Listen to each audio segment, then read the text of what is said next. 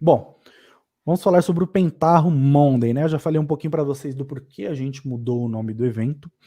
E o objetivo principal do evento é imergir vocês em todas as possibilidades que o Pentaho possui, mas principalmente dar para vocês um olhar mais profundo sobre a análise de dados, né? O que a gente chama de analytics. Eu sei que pode parecer muito óbvio, mas na verdade 80% das empresas ali, 85% das empresas possuem muitos profissionais técnicos, mas poucos deles são realmente capazes de montar uma estratégia no momento de resolver problemas baseados em dados, tá?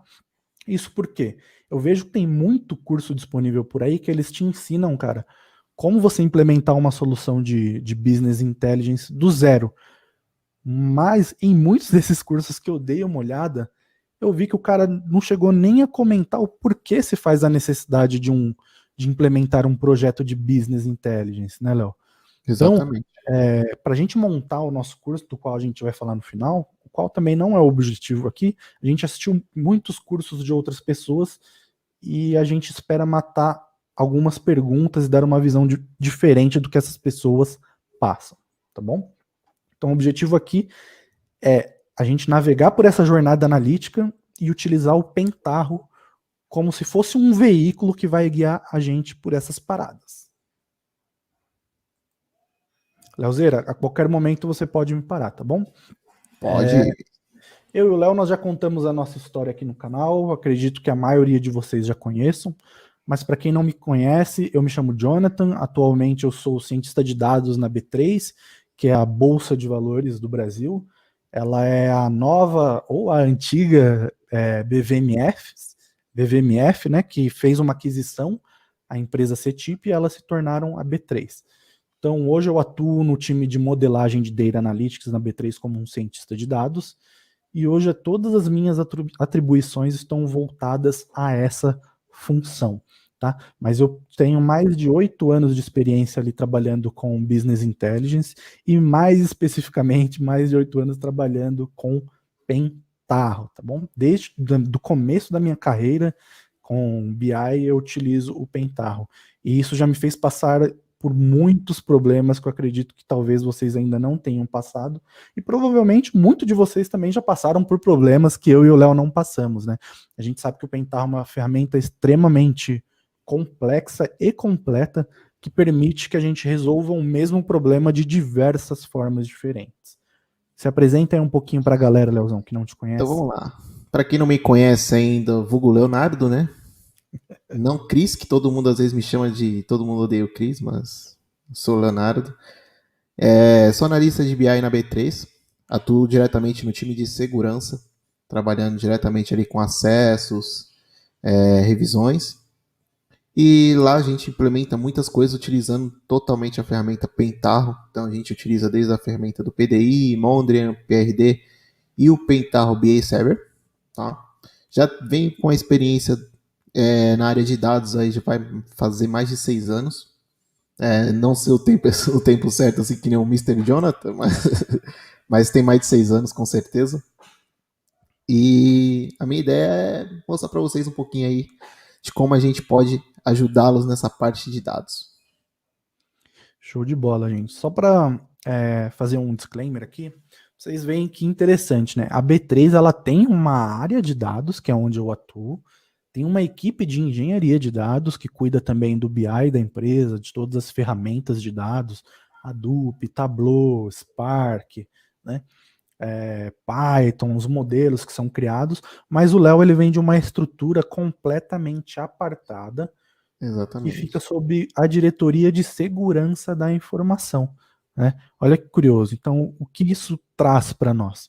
Isso traz para nós que as empresas, principalmente as grandes empresas que têm uma visão muito mais voltada e orientada a dados, elas sabem que a maioria dos seus departamentos vão precisar de profissionais destinados e qualificados para tratar os dados especificamente daquele departamento, né? Uhum. Então, cada Isso é vez muito mais, bacana. a tendência é cada vez mais a gente veja uma área de dados focada em disseminar a cultura de orientação a dados e data literacy, fornecendo um lake, e as outras áreas têm o que a gente chama de citizen data scientists, tem os especialistas ali em BI focados em atender a necessidade da própria área, e não mais uma centralização de área de profissionais provendo serviços para áreas apartadas. Então é uma visão muito interessante que mostra o caminho em que as empresas estão indo, né, Léo? Exatamente, Mister. Isso falou tudo. Eu gostaria de começar esse nosso evento falando sobre a jornada analítica, né? E o que seria a jornada analítica? Muitos falam que os dados realmente são o novo petróleo. Eu queria falar um pouquinho de como tudo isso começou, né? E não vou falar do Kimball, nosso mestre, nosso pai tão amado, mas a ideia é falar desses 3 tópicos que eu selecionei aqui, que é o Business Intelligence, o Big Data e a ciência de dados. E como há uma evolução, há realmente uma jornada que vem crescendo cada vez mais e chegando mais longe, né? O BI, quando ele realmente ganhou mercado, eu lembro que na época em que eu era estagiário e o BI estava começando a ganhar força, haviam pouquíssimas vagas em busca desse profissional no mercado de trabalho, né? Mas eu já via um potencial muito grande, porque na empresa em que eu atuava, eles não tinham um processo de business intelligence implementado, e eles tinham um sistema lá que eles chamavam de custinho, né? E abrindo aqui para vocês, o que era esse custinho? Esse custinho, ele era um Excel, um sistema em Excel, com dados onde, tipo, dezenas de pessoas na empresa abriam esse Excel e setavam valores lá manualmente. Era uma base extremamente carregada, cara. E diante disso, nós vimos uma oportunidade de vender um projeto de business intelligence para a diretoria, vendemos, implementamos e obtivemos êxito nesse processo. Mas o que eu chamo a atenção aqui é que essa parada do business intelligence, que é a nossa primeira parada nessa jornada analítica, ela trouxe um valor muito grande, não só para a empresa em si, mas principalmente para os departamentos de tecnologia, né? Na época em que eu comecei a trabalhar com tecnologia, era muito comum que as áreas de negócio solicitassem ao time de TI criação de relatórios, né? E isso acabava onerando demais o time de tecnologia. Imagina, a gente, na época, era um time de desenvolvimento, e que chegava diversas demandas de construção de relatório, e a gente tinha que construir esses mesmos relatórios diversas vezes durante o mês. Então, cara, olha que loucura, né? Olha, você parava a determinados profissionais tantas vezes no mês para realizar a mesma tarefa. E o Business Intelligence ele mudou isso, né? A gente automatizou todo esse processo de geração de valor a partir de um conjunto de dados. A gente transformou o custinho, que era um sistema onde a galera imputava dados manualmente, em um processo muito bem estruturado de ETL, e começou a fornecer as informações necessárias para cada tipo de hierarquia, para cada tipo de cargo, exatamente o que eles precisavam ver e no momento que eles precisavam ver, né? Então, essa primeira parada, que é o BI, ele foi um divisor de água, porque as empresas realmente começaram a tomar decisões de forma mais ágeis, mais assertivas e muito mais confiantes. E com isso ainda tirou toda aquela demanda que existia dentro da equipe de TI. Então o time de TI ele não passou mais a ser visto como apenas um custo, né? Como apenas uma despesa ali dentro da empresa que não tem valor nenhum. Ah, os meninos do TI, vai lá, troca o teclado. Não. O time de TI passou a ser visto como um time estratégico que poderia auxiliar a empresa no seu crescimento. Então, olha só que loucura, né? O objetivo do BI é basicamente criar uma estrutura analítica com dados históricos para que os gestores no presente tomem a melhor decisão possível, né? pode parecer que isso hoje em dia é muito óbvio, mas a verdade é que ainda muitas empresas pequenas, médias, e não se assustem, mais grandes, ainda tomam decisões baseadas no feeling dos diretores e dos donos, né? E geralmente quando isso acontece, o cara tá de férias, o cara não pode tirar férias, ele nunca tira férias, e o engraçado é que o perfil dessas pessoas que ainda tomam decisões baseadas em feeling, eles gostam que a empresa tenha uma necessidade muito grande deles, né? Eles gostam de ter que se fazer presente para que as grandes decisões sejam tomadas. E a gente sabe que esse tipo de sentimento já não cabe mais hoje em dia, né? A gente precisa de decisões rápidas, a gente precisa olhar um painel, olhar um dashboard e saber exatamente o que fazer, exatamente onde investir, exatamente onde cortar custos, né? Então, o BI ele veio justamente para isso, para auxiliar a tomada de decisão rápida e assertiva, olhando dados históricos, tá bom? Após o advento do Business Intelligence, a gente entrou numa onda muito forte, uma buzzword que surgiu, que foi o Big Data, né? Big Data para lá, Big Data para cá, o que é Big Data, o que são essas histórias de os Vs do Big Data, empresas que não sabiam o que era Big Data, queria ter Big Data, porque o mercado só falava de Big Data. Então, somente para contextualizar a todos aqui, eu acredito que todos tenham conhecimento, mas o Big Data é um movimento que surgiu em torno de 2 papers que foram publicados pelos times de pesquisa do Google, né? E basicamente eram as pesquisas do MapReduce e do GFS, que é o Google File System. Foram pesquisas do Google que eles publicaram mostrando como eles conseguiam manter a performance do Google Search e continuar entregando resultados rápidos, né? E foi quando 2 pesquisadores e amigos, que foi o Mike Caffarella e o Doug Cutting, eles leram aqueles papers e eles criaram uma nova iniciativa chamada NUT, que basicamente o objetivo dessa iniciativa era processar arquivos de formas distribuída, ou seja, paralelamente. Exatamente o que o Google fazia ali com o MapReduce e o GFS, tá bom? E em 2004 ali, eles realmente começaram a evoluir com esse projeto, mas ele só ganhou força mesmo quando o Doug Cutting ele foi parar dentro da Yahoo. E aí quando ele foi contratado pela Yahoo, ele levou esse projeto com ele e eles acabaram batizando o que se chamava NUT de Hadoop, né? Uma curiosidade que eu gostaria de citar aqui é que Hadoop era o nome do elefante da filha do Doug Cutting, que era um elefantinho amarelo. Então, por isso essa logo e esse nome, né? E que história é essa, né? Dos Vs do Big Data. Big Data nada mais é do que grandes dados, se a gente fizer uma tradução livre. E esse movimento esse framework, vem realmente para resolver esse tipo de problema, né? O Hadoop, ele foca em resolver problemas de velocidade, variedade e volume de dados. Isso por quê? Por que surgiu essa necessidade, né? Lá em 2000, eu não lembro o ano certinho, mas entre 2007 e 2009 foi quando surgiu o iPhone. E com isso, a quantidade de dados geradas no mundo começou a crescer desenfreadamente. Então, antes, o que vinham apenas de computadores passaram a vir de computadores e celulares. E com o celular, o tempo todo a gente passa a produzir muito mais dados. Se a gente levantar aqui em conjunto com as redes sociais, que a todo momento a gente está curtindo, a gente está comentando, a gente está compartilhando, ou até mesmo assistindo uma apresentação como essa, em que vocês estão assistindo, a todo esse momento nós estamos gerando dados. E uma estrutura de business intelligence tradicional não é capaz de suprir as necessidades de negócio para gerar valor desse montante de dados.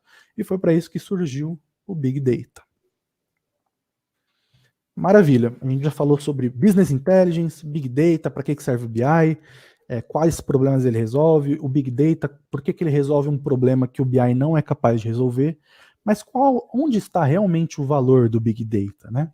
O valor do Big Data está em 2 vertentes diferentes, tá? Se o objetivo do BI é entregar valor, ali, entregar dados para uma tomada de decisão assertiva baseado em dados no passado, o Big Data ele atende essa mesma demanda do BI, só que para uma grande quantidade de dados, uma grande variedade em uma grande velocidade, né? Então, em projetos de BI, geralmente nós falamos de D-1 ou até mesmo M-1. Então, é sempre olhando do dia anterior para trás. Quando a gente fala de Big Data, a gente está falando de D, que é o dia atual, ou até mesmo tempo real, near real time, que é o quase em tempo real. Então, o Big Data ele atende o mesmo propósito que o BI, só que numa periodicidade muito menor e numa velocidade muito maior.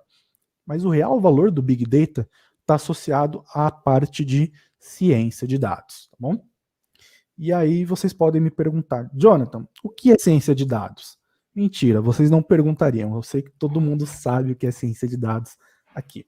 Mas basicamente a ciência de dados ela é uma intersecção de 3 áreas de conhecimento diferentes, né? Que é a matemática e a estatística, então é a área das exatas, é a área de ciência da computação, então somos nós, programadores, trabalhamos com dados, e a área de conhecimento de negócios. Cara, mas tem sentido ter conhecimento de negócio? Tem, porque se você tiver uma base de computação sólida e uma base de exatas sólidas, o que você vai fazer com isso? O máximo que você pode fazer é virar um pesquisador, né? A gente sabe a quantidade de pesquisadores que existem no mercado que poderiam estar fazendo uma grande diferença em diversas empresas e não estão porque não têm conhecimento de negócio. Quando eu falo conhecimento de negócio, não é uma disciplina muito simples, né? Isso vai variar de acordo com a empresa em que você atua, qual é o segmento da empresa, qual é o produto, muitas vezes cada squad tem um produto diferente, então qual é o negócio daquela squad, a granularidade desse tipo de conhecimento varia muito, né? Então a ciência de dados permeia entre essas 3 áreas de conhecimento. E dentro, quando a gente junta esses 3 caras, novas skills surgem, né? Como a análise de dados avançados, que são conhecidos como Advanced Analytics, e o famigerado Machine Learning, que é a capacidade que as máquinas têm de aprender sem que seja codificado, né?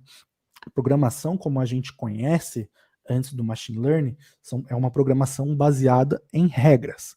Então, tudo que a gente faz são criar diversas regras para que o programa execute tudo aquilo que a gente fez.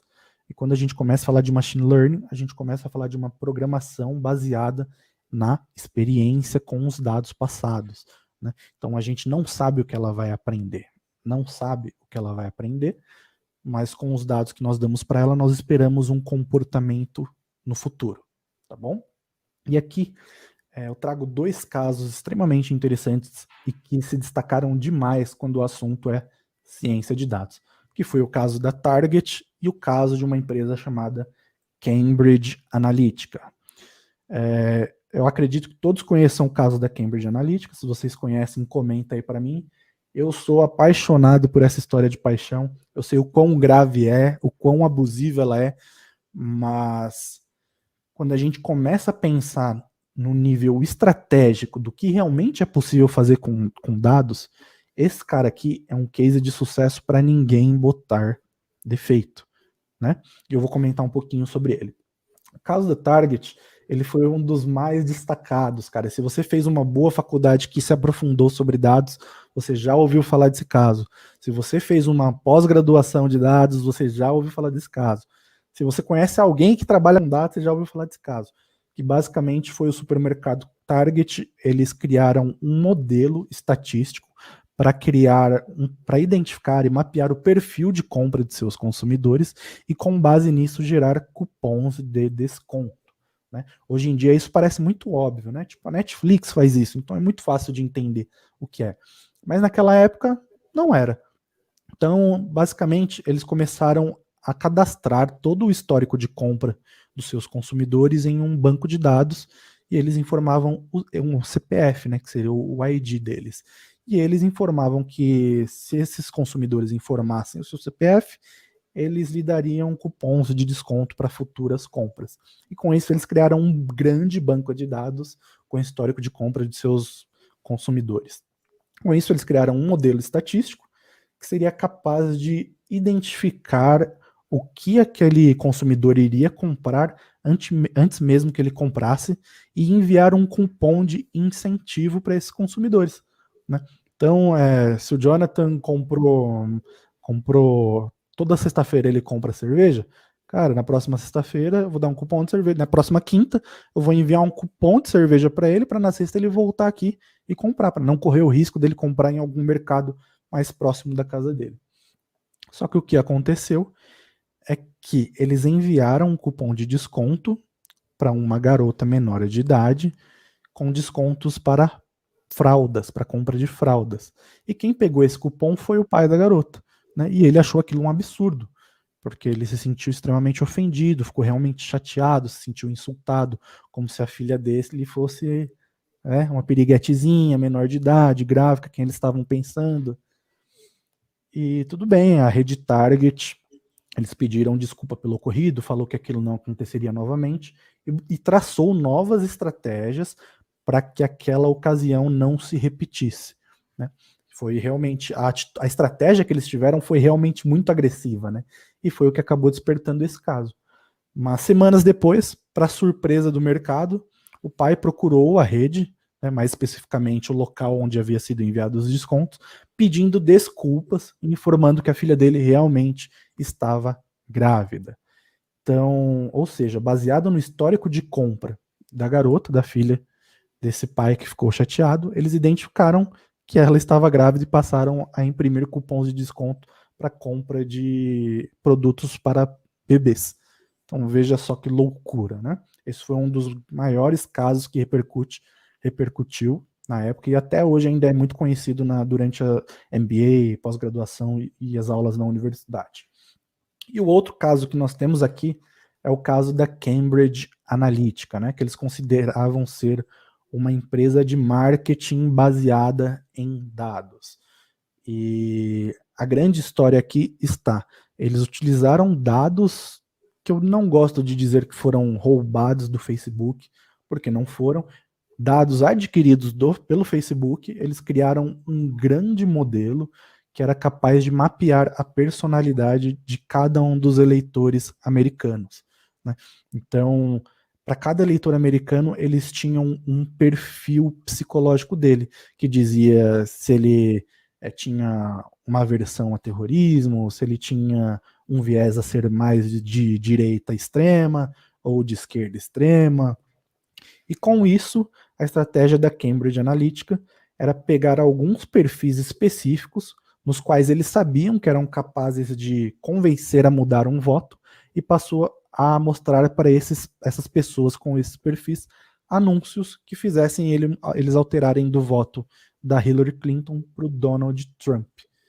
Então, deixando de lado aqui a tecnologia que eles utilizaram e os dados que eles utilizaram do Facebook, eu gostaria que vocês se atentassem na estratégia deles, né? Porque foi uma estratégia que extrapolou a parte de dados e de tecnologia. Eles se preocuparam em criar realmente uma campanha, criar anúncios, fake news, que pudesse convencer pessoas, baseado em perfis previamente mapeados, a mudar o voto deles, né? Então, de certa forma, eles fizeram exatamente o que o Facebook faz. E usaram o Facebook para isso, né? Olha só que loucura. Eu não sei se vocês sabem, mas o Facebook permite que você suba uma lista de contatos e que você diga, ó, para essas pessoas eu quero anunciar isso daqui. Para essas pessoas eu quero anunciar isso daqui. Para essas pessoas eu quero anunciar isso daqui. E foi exatamente isso que eles fizeram, tá? O mais interessante aqui é que eles realmente acreditam, e eu também acredito, que eles interferiram positivamente na eleição americana, dando vantagem indevida para o Donald Trump. E eles também participaram da campanha pró-Brexit, né? Esses são só os casos em que se tem ciência que eles realmente participaram, tá bom? Mas o mais interessante, o mais assustador aqui é que eles só fizeram exatamente o que o Facebook faz, tá? Só que para política, né? Será que o Facebook não faz a mesma coisa? Não podemos garantir. Sabe-se que o Facebook, através de alguns cliques, alguns botões e algumas pesquisas, eles conseguem influenciar na quantidade de pessoas que vão às urnas, né? Então, com alguns ajustes sutis, muitas vezes nos textos, eles podem ser capazes de mudar a nossa tomada de decisão em prol ou contra um partido político. Muitas vezes somente alterando o algoritmo deles, decidindo o que vai ser mostrado para a gente, né? O que a gente chama das famigeradas bolhas sociais. Tá bom? Vamos ver se temos alguma pergunta aqui. Vê aí, Leozeira. O pessoal tá bem comentando bastante aí, Mister, sobre esses casos. Tem pessoal falando aqui sobre documentários sobre, por exemplo, o Marcos Luiz aqui falou assim, tem um documentário na BBC, né? A Era dos Dados, vale a pena assistir. O Afonso colocou uma pontuação muito bem sobre esse caso da Cambridge. É bom salientar, a consultoria interviu em vários outros países, não só nos Estados Unidos. E a galera aí é bem comprometida aí com os comentários. Eu acho legal dizer que, inclusive, o Steve Bannon, que foi quem liderou a campanha do Trump, estava muito próximo da família Bolsonaro durante a campanha, né? Então, talvez ele tenha, de certa forma, também influenciado na estratégia de campanha do Bolsonaro. Mas o fato é que essa ocasião, essa estratégia da Cambridge Analytica abriu precedentes para que esse tipo de coisa aconteça muitas outras vezes, né? Tem um documentário na Netflix que retrata todo esse caso, que é o nome do documentário é The Great Hack, né? Então, se vocês tiverem interesse em se aprofundar mais sobre esse assunto, eu sugiro que vocês assistam o documentário. O Christopher Wiley, que foi o delator, um dos primeiros delatores da Cambridge Analytica, ele também escreveu um livro que parece ser bem bacana, eu já encomendei o meu, estou esperando chegar. Finalizando a live eu passo o link aí para vocês. Mas infelizmente só tem o livro em inglês, tá bom? Eu vou sofrer um pouquinho também para ler, porque meu inglês não é lá essas coisas, mas, cara, eu realmente sou apaixonado por essa história. E tem um outro documentário que tá para sair também envolvendo a Cambridge Analytica. Parece que eles criaram um software que é mais ou menos o que eles fizeram na campanha do Trump, mas é para encontrar pessoas com perfis de extrema direita e aproximar da Igreja Católica. Olha só que loucura, né? É um documentário que em breve, eu acho que ele ainda não foi lançado, ele será lançado na Amazon Prime, mas não para o Brasil. Então, se vocês quiserem assistir, vai ter que utilizar VPN, tá bom? Show de bola. Então, se a gente estava falando desse ciência de dados, desses casos que aconteceram, e aqui nós temos os passos da jornada analítica de forma simplória e macro, né? Então nós temos ali a análise temporal, que nada mais é do que o processo de business intelligence, onde a gente tende a olhar para trás, tomar uma decisão no presente que vai impactar o nosso futuro, tá bom? Nós temos a análise descritiva, que nada mais é do que a gente entender o que esses dados significam, o que esses dados dizem, e na análise diagnóstica é entender mais a fundo ainda, é se aprofundar sobre o que a análise descritiva gerou, né? Passando pela análise diagnóstica, nós temos a análise preditiva, né? Então, se na análise temporal nós temos o BI que olha para trás, na análise descritiva nós temos uma exploração dos dados atuais, na análise diagnóstica nós temos um aprofundamento de tudo que está acontecendo ali que foi descrito na análise preditiva a gente está olhando para o que vai acontecer lá na frente, né? Então, aqui a gente já tem uma cadeia muito maior, né? Onde começa o BI aqui atrás, olhando para o passado, e a análise preditiva, entendendo o que vai acontecer no futuro, tá? Aqui nessa parte de análise prescritiva, aí a gente avança e se aprofunda um pouquinho mais do que rola na análise preditiva. Na análise preditiva a gente está prevendo aquilo que vai acontecer no futuro, ou prevendo qual é o melhor perfil de consumidor de compra, prevendo qual é o cliente que vai me abandonar nos próximos 30 dias, na análise prescritiva, a gente começa a tomar decisões para intervir nessa própria predição, né? Então, se eu identifico que determinados clientes vão me deixar nos próximos 30 dias, na análise prescritiva, eu decido quais são os parâmetros e quais são as variáveis que eu vou mexer para reconquistar esse cara, para manter ele aqui dentro da minha empresa, né? Então, aqui nós temos toda a evolução do Analytics, desde o mais passado, que são os sistemas de apoio à tomada de decisão, que é o BI, falando de análise temporal, até o mais presente, que se trata da análise prescritiva, se trata da gente mexer algumas variáveis para alterar o que foi visto na análise preditiva, né? Quase como se fosse um Minority Report, né? Lá eles retratam de realmente prever o futuro, é impossível que aquilo não aconteça, no filme realmente é possível, né? É impossível, tudo realmente acontece. E aqui não, a ideia é que a gente consiga reparametrizar, reavaliar e mudar aquilo que foi visto na análise preditiva. E aí nós entramos no nosso amorzinho, o famoso famigerado Pentaho Analytics, né, gente? Agora que nós já passamos por toda a análise da nossa cadeia de valor dos dados, a nossa jornada analítica, falamos sobre business intelligence, falamos de forma extremamente macro o início do Big Data, falando sobre alguns casos de ciência de dados, a gente vai falar da plataforma que nos permite explorar todas essas possibilidades, né? Muitas pessoas não têm essa ciência. Muitas pessoas acham que o Pentaho ele é uma plataforma, uma suíte de ferramentas para BI. Ou pior ainda, acha que é uma ferramenta de ETL, né? Uma ferramenta de automação, ou utilizar o ETL. Isso por causa da sua ferramenta mais famosa, que é o PDI, né, Leozeiro? Exatamente. Então, a gente sabe que o Pentaho se destaca justamente pelo uso dessa ferramenta. Inclusive, mais para frente a gente vai falar um pouquinho mais do PDI, sobre o Apache Hop, mas a ideia é apresentar aqui para vocês todo o poder do Pentaho Analytics como plataforma de analytics de ponta a ponta, tá bom? Eu e o Léo já entregamos diversos projetos diferentes, utilizando 100% o Pentaho. E para dizer que não foi 100% Pentaho, a gente precisou de utilizar de um banco de dados que não faz parte da plataforma, né? Mas foi utilizando somente a ferramenta Pentaho Analytics. E o melhor ainda, né, Léo? Custo zero, cara. Custo zero. Exatamente. Isso que ele proporciona pra gente, né? E aí você comentou um ponto interessante. A galera conhece o Pentaho mais pelo PDI ou pelo PRD, e é uma ferramenta tão boa que ela proporciona isso para você poder utilizar ele fora, em outros cenários, onde não seja exatamente um BI.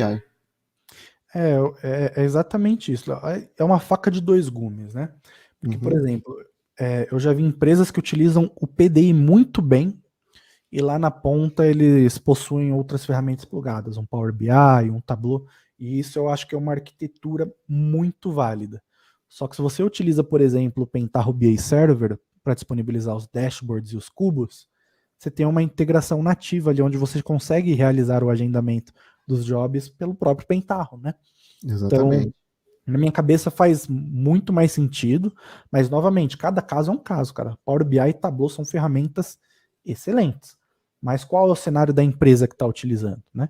Muitas vezes você quer vender um projeto de BI, como a gente fez algumas vezes, através de uma POC. Você vai utilizar uma ferramenta que custa sei lá quantos dólares para provar valor para o cara? Será que tem sentido, né? E até mesmo existem ferramentas no mercado, essa eu não sei se vocês sabiam, mas existem ferramentas no mercado que colocam o Pentaho Data Integration como core dessa ferramenta e comercializa para outras empresas, né? Como é o caso da CA. Então, ou seja, pelo fato da ferramenta ser open source, você ainda consegue criar diversos produtos em cima delas e oferecer para terceiros. Exatamente. Bom, como nós falamos da jornada analítica como um todo, eu gostaria que a gente passasse também pela jornada do Business Intelligence. E o porquê que a gente vai passar pela jornada do Business Intelligence e não nos demais? Calma, jovem gafanhoto. Esse é somente o nosso primeiro evento. É o que eu falo para o Léo. A gente tem que começar do começo para o fim, não do fim para o começo, né? Então, o Pentaho Analytics, hoje, ele é capaz de atender toda a cadeia analítica. Mas vamos começar pelo BI, porque é realmente o começo, tá? Então, passando de forma macro, aqui por essa jornada do BI, nós temos o primeiro passo, que é sempre a viabilidade, a necessidade e o entendimento. O que eu comentei com vocês sobre a situação do Big Data, o que é Big Data, eu quero Big Data, eu quero Big Data, eu não sei o que é Big Data, mas eu quero Big Data. O mesmo aconteceu com o BI lá atrás. Então, muitas empresas queriam ter um BI, em alguns casos, elas não estavam prontas para ter um BI porque elas não tinham dados o suficiente. Em outros casos, elas estariam prontas para ter um BI, mas levariam alguns anos para estruturar toda a base de dados dela, e ela queria esse projeto na hora. E em outros casos, como a maioria, graças a Deus, realmente eles estavam prontos e preparados para um projeto de Business Intelligence. Então, o primeiro passo da jornada do BI é sempre realizar essas 3 tarefas, gente, que é a viabilidade, a necessidade e o entendimento. Tá? A viabilidade é você montar um estudo de viabilidade desse projeto. Tá? Então, a gente realmente consegue montar um projeto de Business Intelligence?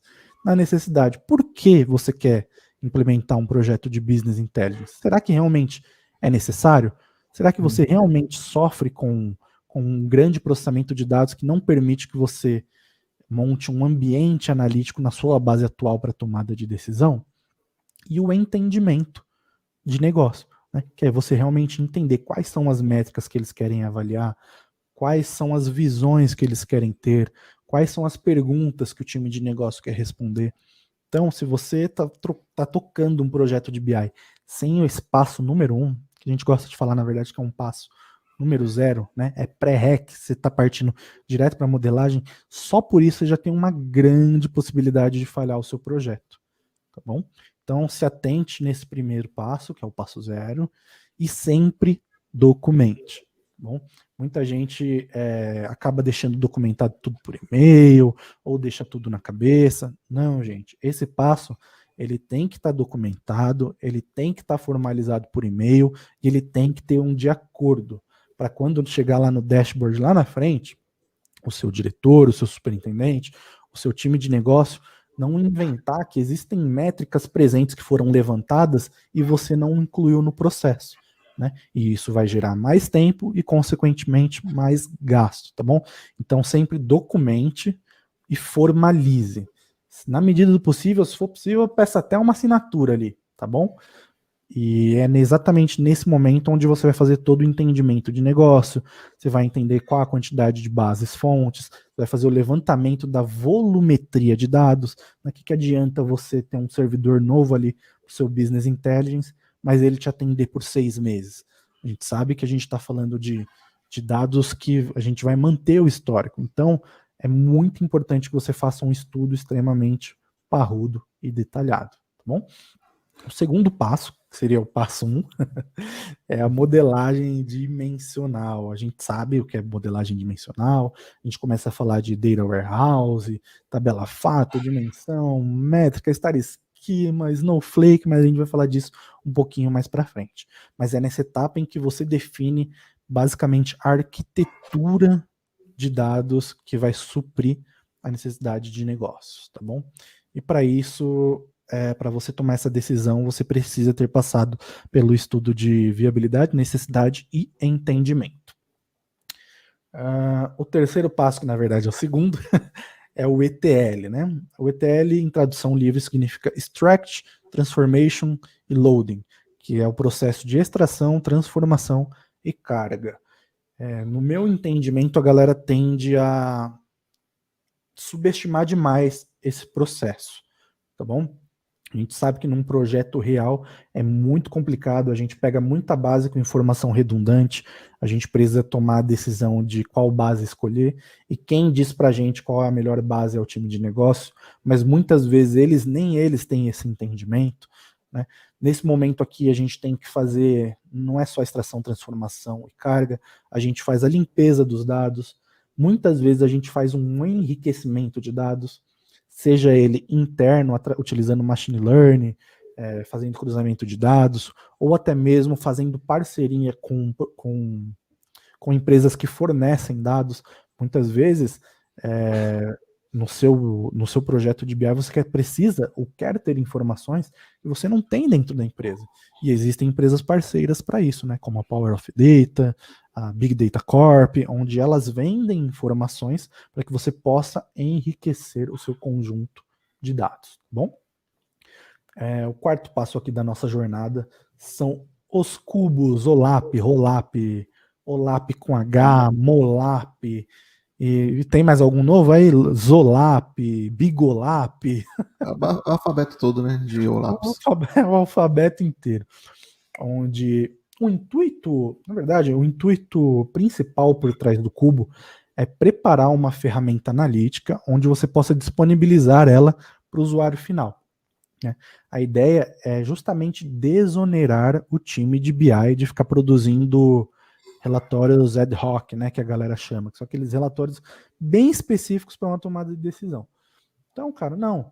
Se você montar uma estrutura de um Cubolap, a gente vai falar um pouquinho mais disso mais para frente, se você montar uma boa estrutura, você não precisa se preocupar com isso. Você fornece ele na mão do usuário de negócio, dá um treinamento para o cara, e ele será capaz de montar suas próprias visões, salvar as suas visões e fazer o que a gente chama de data discovery, né, que é realmente explorar os dados, descobrir os dados. Tá bom? O próximo passo da nossa jornada são os relatórios. Jonathan, relatórios e dashboards não são a mesma coisa? Não, não são a mesma coisa. Eu sei que parece, mas não são. Quando a gente fala de relatório, estamos falando de relatórios gerenciais, que possuem um nível mais detalhado, né?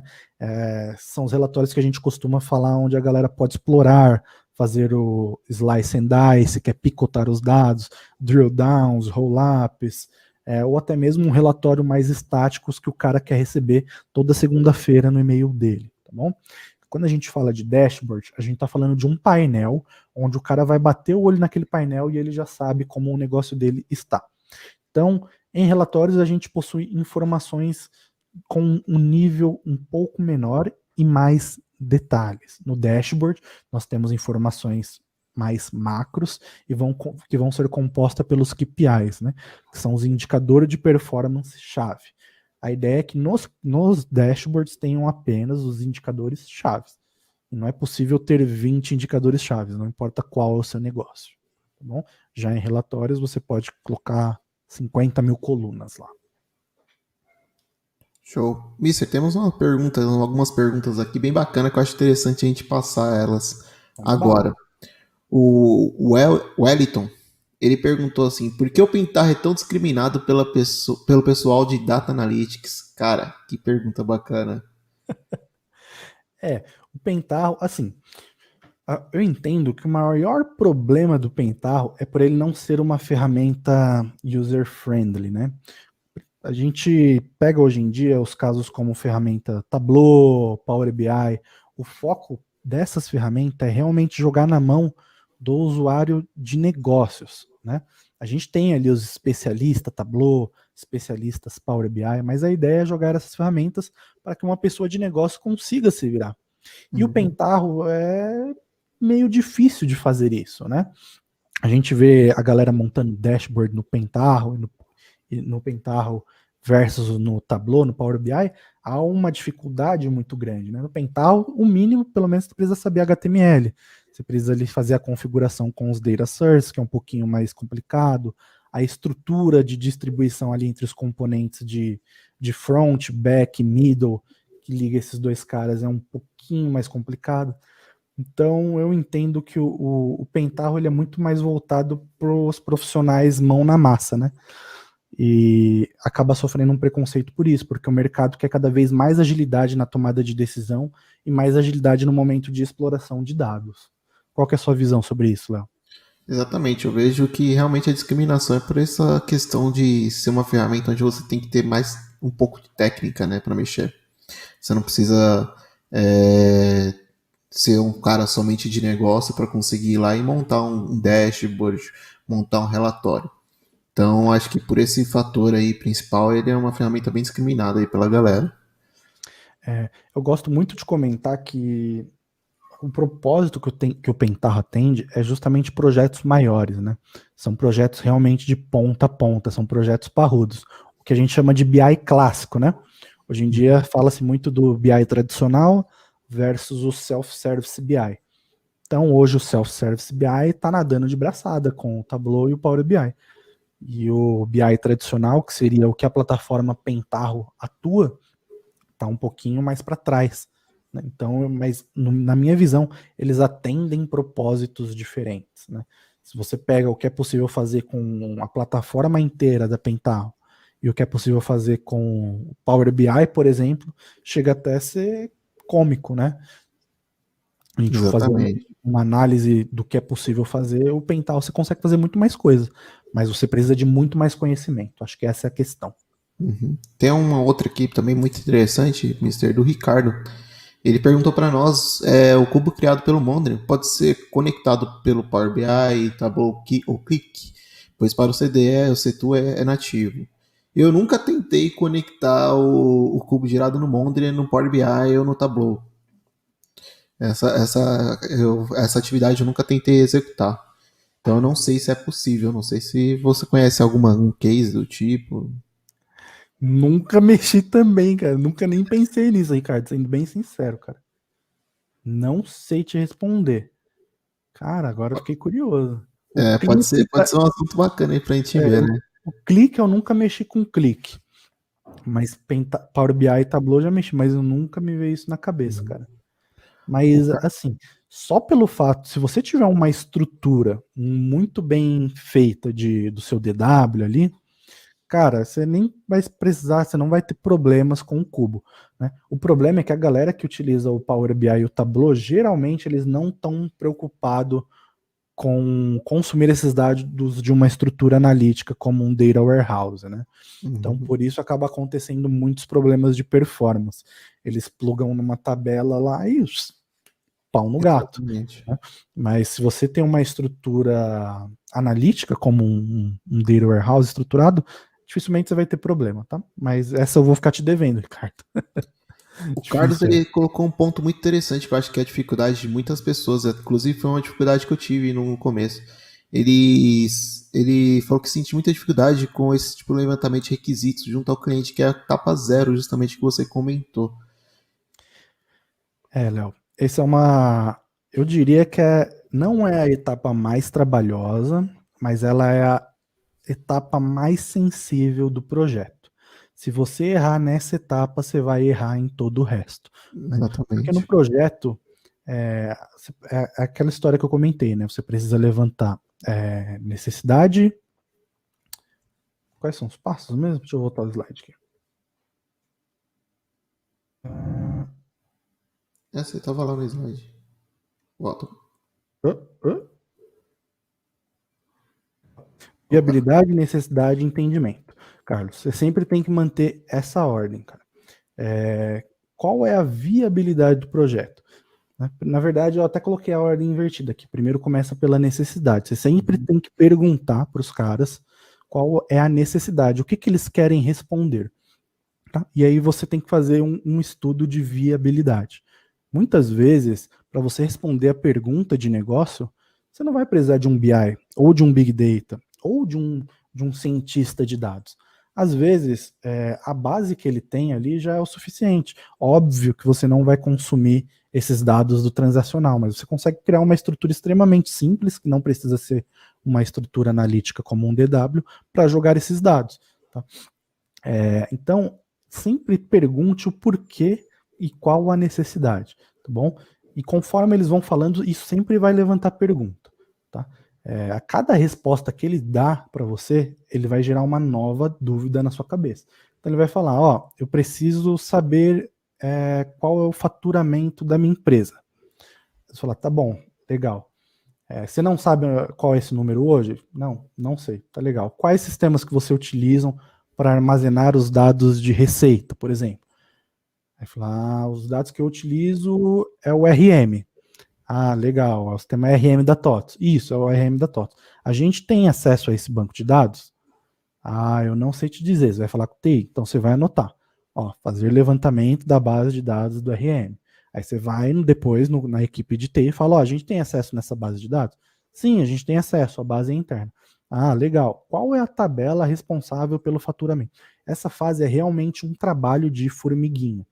Então, é muito importante que você tenha um passo a passo definido e a cada pergunta que o usuário, que o cliente ou a área de negócio responder, você vai vir com 3 perguntas a mais, porque realmente é muita coisa, tá bom? Os passos que eu considero mais importantes nessa etapa é você fazer o entendimento das métricas, tá? É o que ele quer saber? Ele quer saber a receita, ele quer saber o custo, ele quer saber o faturamento. Quais são as métricas de negócio que ele quer ter acesso para responder as perguntas de negócio? Esse é o ponto mais importante, tá? Segundo ponto mais importante, por qual visão ele quer analisar essas métricas, que é o que a gente chama de dimensão. É muito importante que a gente mapeie todas as visões que esse cara quer ter acesso a esses dados. E o terceiro passo mais importante que eu vejo que muita gente ignora é a volumetria dos dados, cara. Muitas pessoas se importam tanto com o estudo de viabilidade de negócio que esquece de fazer a viabilidade técnica. E aí passa 6 meses, o servidor já está todo cagado, o processo está extremamente lento, você vai precisar pedir mais HD ou mais memória, e aí o cara vai falar, mas você não me informou isso no momento do projeto. Então, o que eu recomendo? Sempre que você fizer uma análise de requisitos técnicos, sempre faça um orçamento para de 2 anos a 3 anos aquela sua estrutura atender o que você está fazendo hoje, tá bom? Se for realizada alguma alteração no meio do caminho, é preciso que você refaça todo esse cálculo. Fechou? Show. Mais alguma aí, Bora. Leozão? De boa. Bora lá. Vamos lá que a gente vai responder outras perguntas aqui mais pra frente. Tá bom. Bom, tínhamos parado aqui. Uhum. Então vamos entrar agora na parte do modelo dimensional, né? Aqui eu tenho a foto somente do modelo Star Schema, porque a ideia é que não me aprofundar tanto sobre os tipos de modelos existentes e quando utilizar cada um, mas sim frisar a necessidade de um modelo dimensional. Jonathan, para que a gente precisa de um modelo dimensional? Cara, por vários motivos, tá bom? O motivo número 1 é que a gente não pode consumir dados para montar análise de dados do banco de dados transacional. E isso por diversos motivos, né? Eu já vi alguns casos onde eles plugavam um dashboard diretamente no banco de dados transacional e aquele dado muitas vezes trazia o dado errado, né? Porque é um dado inconsistente, é um dado volátil, ele está mudando ali o tempo todo. Em algumas outras situações, você acaba travando o banco de dados. Se é uma query muito pesada, você está gerando concorrência para o banco de dados transacional. O banco de dados transacional, como o próprio nome diz, ele serve para armazenar transações. Né? O foco dele é garantir a integridade entre essas tabelas. Né? Não é à toa que o modelo de dados transacionais é conhecido como modelo entidade relacionamento. Ele tem diversos relacionamentos físicos no banco de dados. E por isso ele é muito mais demorado. Toda query realizada, ele faz a checagem entre chaves. Então não é a estrutura ideal para que você monte um ambiente analítico para extrair dados e para fazer análise. Então, dito isso, vem um modelo que nós conhecemos como dimensional. E por que um modelo dimensional? Porque ele é baseado em fatos e dimensões. Jonathan, o que são fatos e dimensões? Aí a gente começa a se aprofundar um pouquinho mais. Esse modelo que está na tela para vocês, ele é conhecido como Star Schema, que seria esquema estrela. Né? E ele é conhecido por esse nome justamente porque ele tem esse formato de estrela aqui, onde ele tem uma tabela fato no meio e tabela de dimensão nas pontas, tá bom? A tabela de dimensão nada mais é do que uma tabela que vai conter as características em que o fato ocorreu. E o fato nada mais é do que uma transação, é um fato ocorrido, uma venda. Né?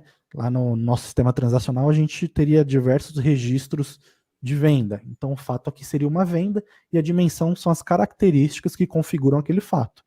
Então, quando ocorreu a minha venda, onde ocorreu a minha venda, em que horário ocorreu a minha venda, quem realizou aquela venda.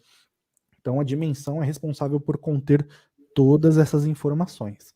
Na prática, cada DIN aqui que vocês estão vendo na tela vai ser uma tabela diferente. Então aqui eu posso ter a minha dimensão de cliente, onde vai ter dados do meu cliente.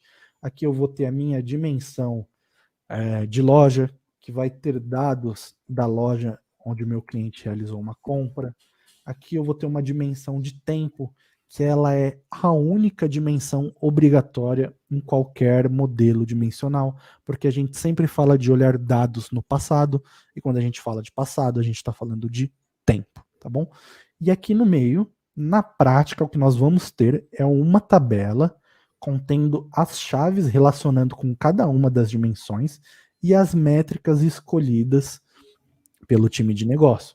Então, eu quero avaliar a quantidade de... As métricas, por exemplo, poderiam ser quantidade de vendas, valor da venda, valor de desconto e outras métricas nesse sentido. Então, basicamente, nas dimensões, nós vamos ter as características de cada um dos eventos ocorridos, e na fato é o evento ocorrido em si relacionado com as características, tá bom? Maravilha. Aqui nós temos o processo de extração, transformação e carga, né? O famigerado ETL, que para mim é muito mais do que um ETL, né? Vai muito além. Muitas pessoas também estão falando hoje sobre ETL versus ELT, né? E eu não sei se vocês têm alguma dúvida nesse sentido, se vocês conhecem as diferenças. Se vocês tiverem alguma dúvida, pode deixar aí nos comentários que eu respondo, tá bom? Mas a estrutura básica do ETL é essa daqui que eu apresento para vocês. Nós temos uma fonte de dados, tá bom? Que é aqui, que está abaixo da letra E. Então nós temos o banco de dados dos nossos sistemas transacionais, que é o nosso CRM, ERP. Quais sistemas mais aí, Leozão? Intranet. Nossa, tem muito sistema. Sistema de SAP. autenticação, SAP, todos os sistemas que a empresa utiliza, sistemas de RH, né? Uhum. Nós temos... ADs. Oi? Os ADs da vida. Os ADs da vida. Nós temos também APIs de onde nós queremos capturar dados. Eu quero pegar dados lá do Climatempo, por exemplo. Nós podemos ter dados na nuvem, né? Às vezes eu tenho sistemas que estão on-premise, mas o meu RH utiliza um sistema na nuvem. Nós temos sites, redes sociais, de onde eu faço captura de dados para incluir no meu processo. Então, todos esses caras, eles ficam na letra E, que são a fonte do dado, e é onde nós vamos fazer a extração de dados, tá bom? Então, definida a nossa fonte de dados, o que nós precisamos definir agora é o nosso processo de transformação. Eu não gosto de falar apenas de transformação, porque parece algo muito simplório, mas na verdade é algo muito complexo, né? Então, aqui, por exemplo, dentro de transformação, eu coloquei que nós poderíamos utilizar o Pentaho Data Integration para fazer a padronização desses dados, que é aquilo que eu comentei com vocês. Muitas vezes, a mesma informação existe em diversas fontes de dados diferentes, e às vezes em um banco de dados o estado está como SP, depois pode estar como São Paulo, depois pode estar escrito errado como São Paulo. Então é muito importante que você padronize esses dados para não ter duplicidade, né? O outro ponto é você fazer a limpeza de dados. Então é um exemplo, remover os espaços que vêm antes e depois de todos os dados do tipo texto. Você precisa formatar esses dados para, se ele é inteiro, ele não vir com casas decimais. Se ele vem com casas decimais, que ele venha com 2 ou 3 casas, dependendo do seu problema de negócio. Então nós temos aqui a etapa de enriquecimento, que é a etapa onde você pode consumir dados de um parceiro e incluir no seu processo. Aqui nós temos o processo de agrupamento de dados, né, que é quando a gente aplica a soma, valor mínimo, valor máximo, a contagem. Então nós queremos agrupar e agregar esses dados, na verdade é a agregação, né? Na verdade, esse outro agrupar aqui eu estava me referindo a alguma outra coisa que eu não lembro, mas acabou repetindo aqui. Bom, e aqui no L nós temos o processo de load, que seria a carga de dados. Esse banco de dados gigantão aqui, ele significa o nosso Data Warehouse, né? Jonathan, o que é o Data Warehouse? Lembra que no slide anterior eu mostrei a modelagem dimensional? O nosso Data Warehouse é basicamente a estrutura física daquela modelagem, com aplicada a algumas regras específicas para cada problema de negócios, né? Lá, por exemplo, eu falei sobre dimensões, mas existem diversos tipos de dimensões. Eu falei lá de forma genérica. Tem dimensão que fica fixa, tem dimensões que são atualizadas no decorrer do tempo. Então, isso varia de acordo com o tipo de negócio. Mas o DW nada mais é do que a modelagem dimensional fisicalizada, tá bom? Cubo OLAP.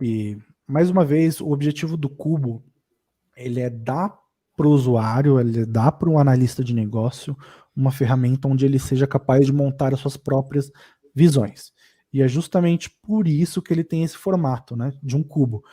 Vocês provavelmente devem conhecer o cubo mágico, né, onde a gente fica rodando de um lado para o outro, né? Eu particularmente sou ruim pra caramba nesse cubo, mas o intuito aqui do cubo, dessa expressão, desse nome é exatamente o mesmo. A ideia é que a gente dê um cubo mágico na mão do analista de negócio e com essa ferramenta ele possa montar a sua própria visão, né? Então, cada lado do cubo é como se fosse uma dimensão.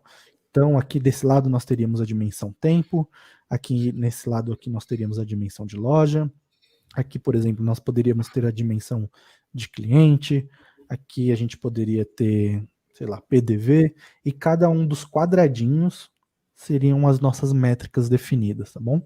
É isso que essa imagem quer dizer.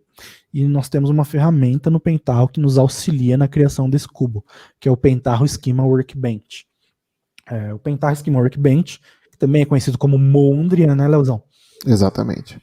Ele auxilia a gente na criação desses cubos, e para criar esses cubos é realmente bem intuitivo, né? Tudo que você precisa fazer é montar uma hierarquia de características de acordo com as métricas que você quer avaliar, tá? Mas é extremamente simples. E logo mais nós vamos soltar alguns vídeos no canal. Você já soltou um vídeo no canal, né, Léo, sobre o Mondrian? Não, eu vou soltar o vídeo do Mondrian e também mostrando como que a gente faz para montar um cubo através do BA Server, né? Isso, Que boa. também é possível. Então, é exatamente isso. O objetivo do Cubo é você disponibilizar ele para o Pentaho BA Server, né? Hoje existem as ferramentas do Pivot4j e do Saiku. O Léo tá lutando bastante para conseguir conectar no Saiku, né, Léo? Você comentou que Eu vou conseguir, hein? tá tendo bastante dificuldade. A gente sabe que muitas vezes, quando falamos de ferramenta open source, a galera faz o máximo possível aí para a gente adquirir uma licença premium, né? Mas com todo o poder e conhecimento da internet a gente consegue, né, Leozão? Exatamente. O E isso Psycho meio que se desvinculou aí do Pentaho por enquanto, mas vamos tentar buscar outra versão aí que funcione na versão 9.1.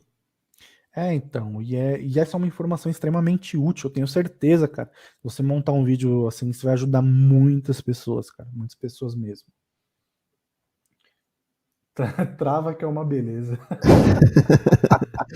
Cara, eu nunca tive uma experiência de travar no PSW. E olha que eu já trabalhei bastante dados com ele.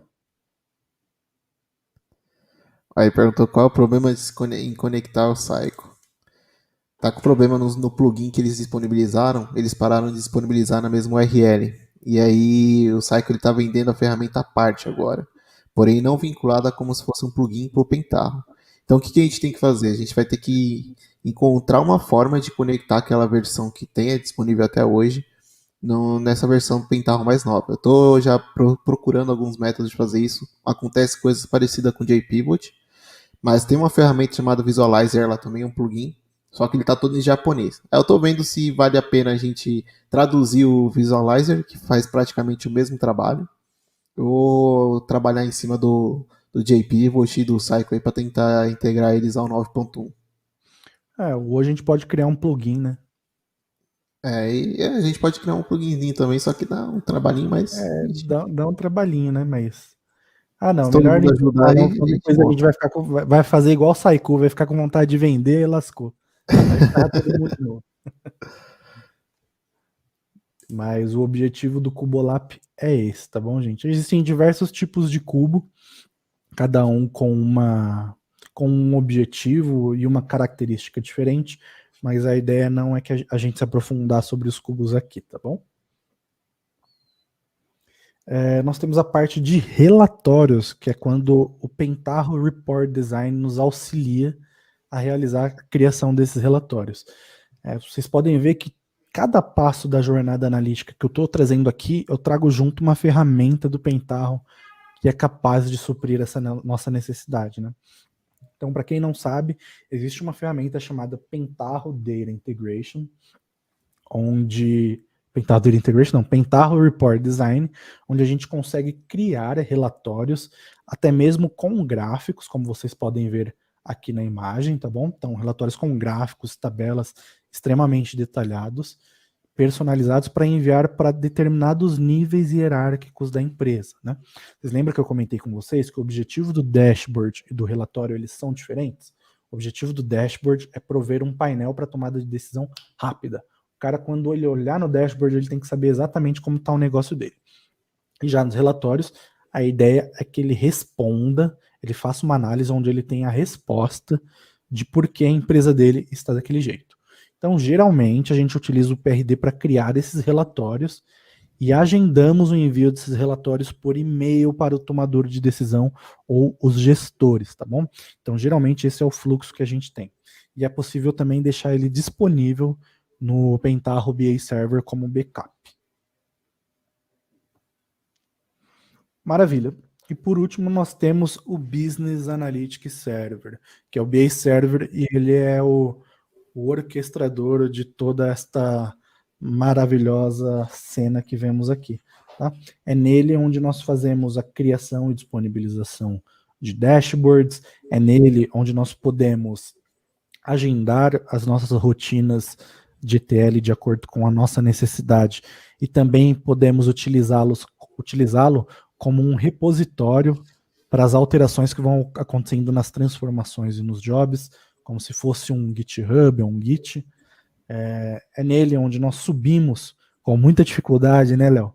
Os nossos cubos do PSW no Pivot4j ou no Cycle. É nele onde nós agendamos o envio por e-mail dos relatórios que foram criados no PRD. É nele onde nós fazemos toda a parte de segurança e autenticação dentro dessa plataforma e até mesmo no PDI.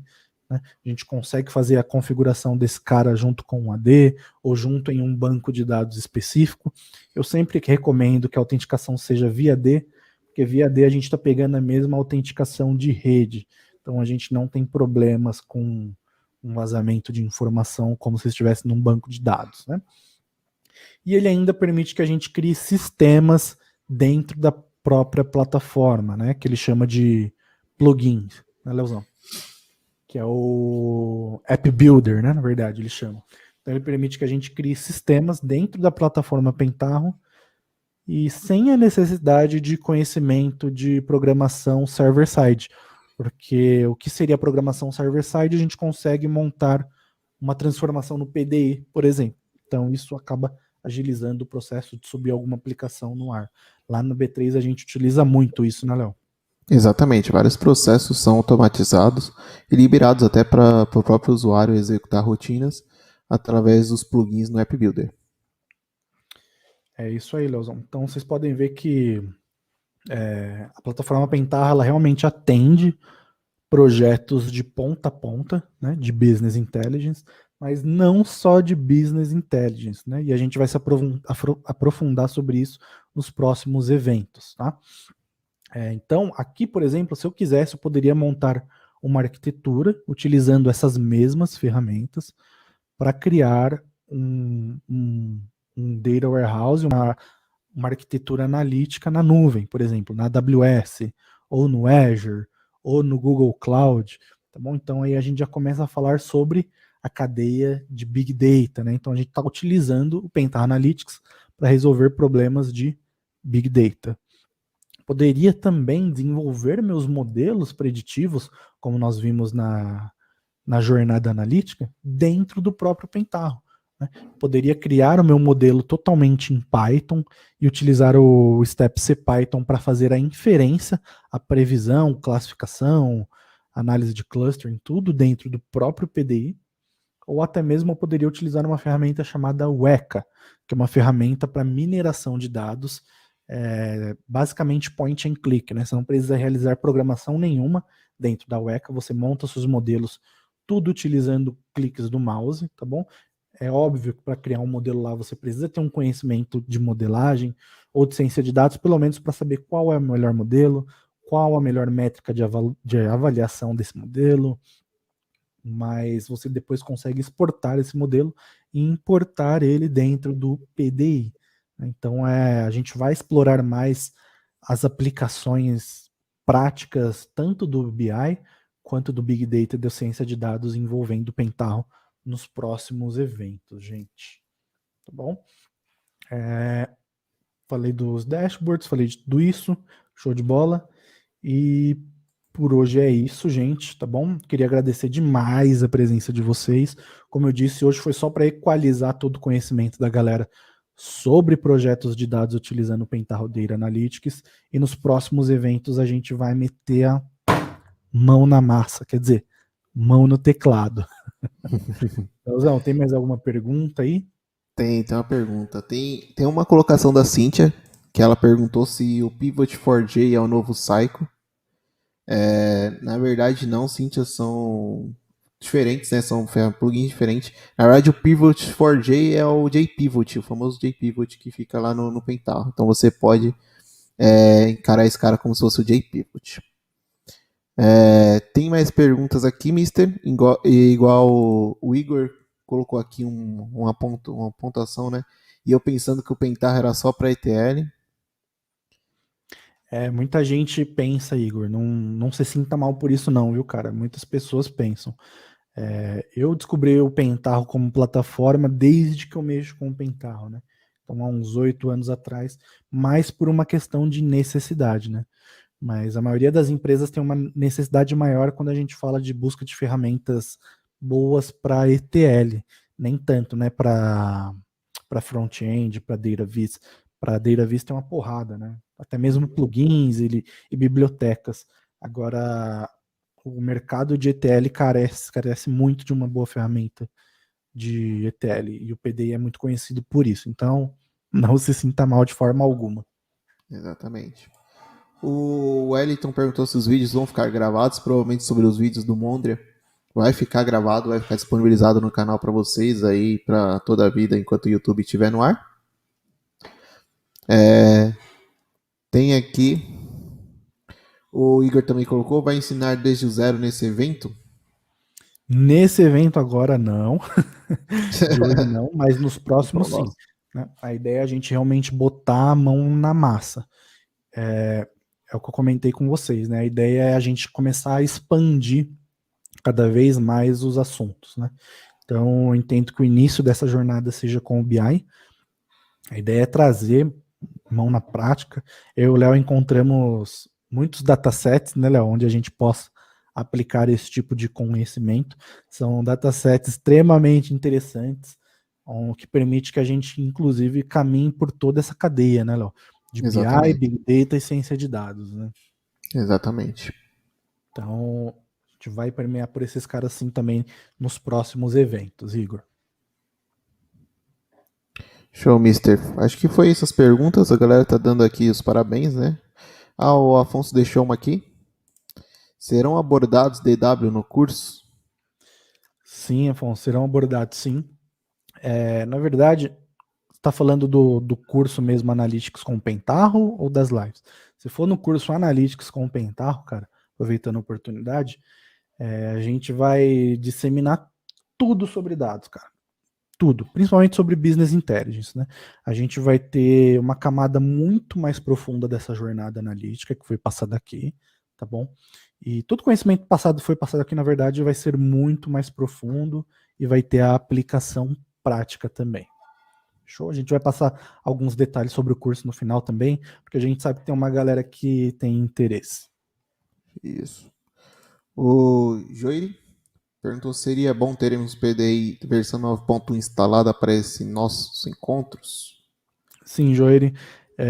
A versão que a gente recomenda, inclusive na primeira live do Chora PD, é a versão 9.1, porque é a que temos instalados na nossa máquina e a gente vai conseguir auxiliar melhor vocês caso dê algum tipo de erro nas lives do Chora PDI. tá bom? Então sempre mantenha essa versão instalada.